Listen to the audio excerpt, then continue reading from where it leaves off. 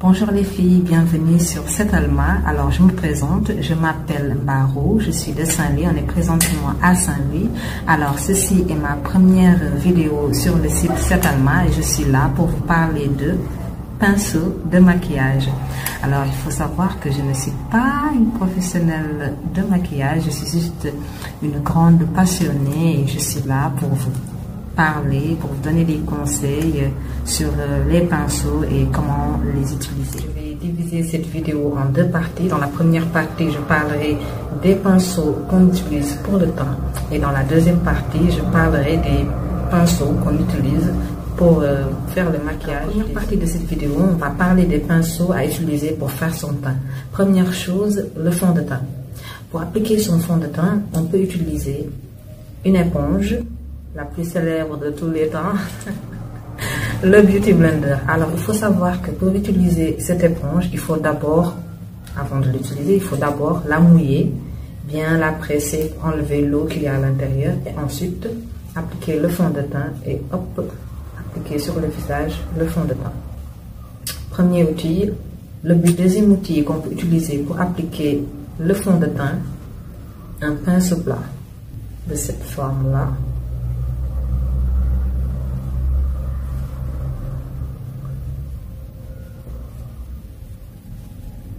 Pour appliquer le fond de teint avec ce pinceau-là, c'est très simple. Vous en mettez un tapoté comme ça pour l'appliquer. Il ne faut jamais faire comme ça.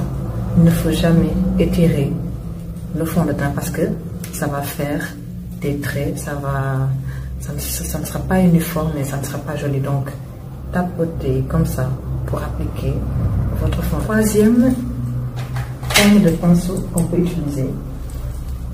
Un pinceau comme ça, un peu rond. Il a une forme de pinceau kabuki, regardez.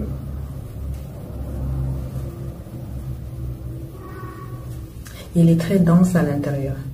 Celui-là aussi, pareil, ne jamais faire comme ça, ne jamais étirer un fond de teint. Il faut toujours. Je vous recommande d'utiliser ce pinceau avec les fonds de teint plutôt liquides.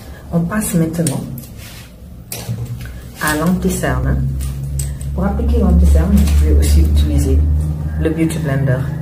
Donc le Beauty Blender, vous pouvez l'utiliser pour votre fond de teint et vous pouvez l'utiliser aussi pour appliquer votre anti-cerne. Comme vous pouvez le voir, le Beauty Blender il a une forme un peu pointue là et là un peu plus arrondie. Vous voyez cette forme pointue là, c'est très pratique pour aller jusque dans les coins qui sont un peu difficiles d'accès. Comme ça, pour appliquer l'anti-cerne. Cette forme pointue aussi sert aussi à, vous voyez le coin du le nez comme ça là, vous pouvez aller jusqu'au coin et estomper votre anti-cerne. Passons maintenant au pinceau qu'on utilise pour mettre de la poudre sur le visage. Donc comme par exemple ce genre de pinceau, vous voyez comment il est dense, il est très dense. Il a une forme un peu comme ça. Pinceau très dense. Il est très pratique pour appliquer la poudre sur tout le visage. En parlant aussi d'application de poudre sur le visage, ce qui se fait aujourd'hui, le baking, vous pouvez utiliser toujours votre Beauty Blender que vous mettez dans la poudre et hop, vous bakez comme ça.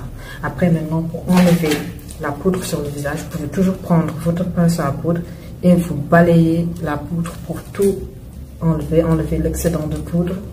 Contouring. Pour le contouring, vous pouvez utiliser un pinceau biseauté. Je vais vous expliquer un peu ce que c'est qu'un pinceau biseauté. Je vais le comparer avec un autre pinceau pour que vous voyez bien de quoi je veux parler. Vous voyez ce pinceau-là? La forme du pinceau, c'est comme un peu un triangle. C'est pointu ici et là c'est biseauté. Vous voyez bien la différence. Celui-là est plutôt arrondi et celui-là il est biseauté. Il forme un angle ici. Celui-là, vous pouvez l'utiliser avec cette forme-là. Il est très pratique pour. Vous voyez comment il épouse bien la forme de la joue pour appliquer le fard à joues. Il est très pratique. Il est aussi pratique pour faire le contouring. Vous pouvez aussi utiliser une autre forme de pinceau que je n'ai pas mais que je vais vous mettre ici. C'est un pinceau avec, je ne sais pas comment l'expliquer, mais je vais vous le mettre ici. C'est un pinceau très biseauté aussi et il est très parfait pour faire le contouring. Petit pinceau de la même forme, biseauté. Ce pinceau-là, il est très bien pour appliquer le highlighter. Donc, highlighter, on peut utiliser un pinceau comme ça, biseauté. Maintenant, on va passer aux yeux. Pour savoir avec les yeux, c'est qu'il faut avoir un très bon pinceau estompeur. Il y a le pinceau estompeur de cette forme-là. Il est plutôt dense, comme ça. Le pinceau estompeur, celui-là a les poils un peu plus longs. C'est aussi un pinceau estompeur, mais avec les poils un peu plus longs. Celui-là aussi, c'est un pinceau que vous pouvez utiliser pour estomper votre fard.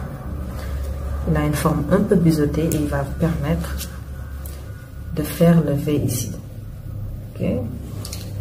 Et celui-là aussi, c'est un pinceau estompeur. Il faut commencer à faire des mouvements circulaires pour bien estomper la matière. Pour les yeux, il faut toujours savoir qu'il y a deux formes de pinceaux. Il y a les pinceaux avec des poils plutôt. Il y a les pinceaux avec des poils plutôt naturels et il y a des pinceaux avec les poils synthétiques. Les pinceaux avec les poils naturels, vous allez les utiliser pour mettre des fards poudrés. Des fards poudrés uniquement. Et les pinceaux avec la forme, avec la matière synthétique plutôt, vous allez les utiliser avec les produits crème. Comme par exemple, si vous voulez mettre votre base de fard à paupières, vous pouvez utiliser un pinceau à poils synthétiques. Je recommande d'utiliser les pinceaux à poils synthétiques pour appliquer les matières crème, comme par exemple votre primer ou un fard à paupières pailleté mais en forme de crème. Vous utilisez avec votre pinceau à poils synthétique. Vous estompez votre anti-cerne avec le pinceau à poils. Appliquez un fard mat, vous voulez faire la transition, la couleur de transition, toujours utiliser les pinceaux à poils naturels. Par exemple, ce pinceau-là, c'est un pinceau plat. Il sert à appliquer le fard à paupières. Vous pouvez l'utiliser pour appliquer les fards à paupières sur toute la paupière mobile. Et là aussi, c'est un pinceau plat, comparé à celui-là. Ces pinceaux-là, ils servent à aller dans les coins un peu plus difficiles d'accès. Personnellement, j'utilise ce pinceau pour apporter un peu de lumière dans le coin interne. Vous voyez, comme par exemple, je ne peux pas faire le coin interne. Je ne peux pas faire le coin interne avec ce pinceau-là. Pourquoi? Parce qu'il est trop grand, il est trop dense. Regardez, si je le mets là, je vais en mettre partout. Ce n'est pas très précis. Il faut toujours un pinceau comme ça, pointu, pour aller dans le coin. Et uniquement, pour les pinceaux, pour les yeux, je vous recommande de vous procurer des pinceaux qui vous permettront d'aller précisément dans les coins que vous voulez aller pour faire des maquillages plus élaborés, plus créatifs.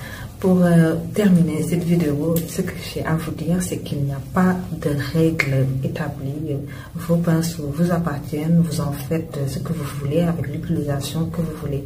Vous n'avez pas non plus à dépenser des 1000 et des 100 sur un pinceau ou sur un kit de pinceaux. Vous pouvez utiliser des pinceaux à low cost, ils feront toujours le job. Voilà, si vous avez envie d'acheter un pinceau cher, achetez-le. Si vous avez envie d'acheter un pinceau à petit prix, achetez-le. Personnellement, je crois que si on a du talent, peu importe le pinceau qu'on vous donnera, vous pourrez toujours montrer votre talent et votre créativité. Voilà les filles, je vous souhaite une bonne journée. Je vous dis à bientôt sur C'est Alma.